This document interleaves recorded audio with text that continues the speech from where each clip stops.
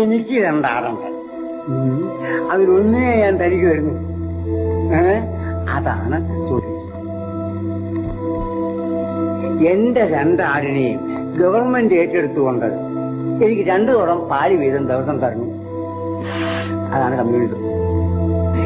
എന്റെ ഒരാടിനെ തനിക്ക് തന്നിട്ട് തന്റെ മുട്ടനാടിനെ ഞാൻ വാങ്ങുന്നു. അതാ ക്യാപിറ്റൽ. ഇത് ചെറിയറിയാതെ ഞാൻ തന്റെ മുട്ടനാടിനെ ഓട്ടിക്കും. അതാ എന്നെ ഒറ്റ വീട്ടിന് കൊന്നിട്ട് താൻ എന്റെ രണ്ടാടിനെ എടുക്കണം. അതാണ്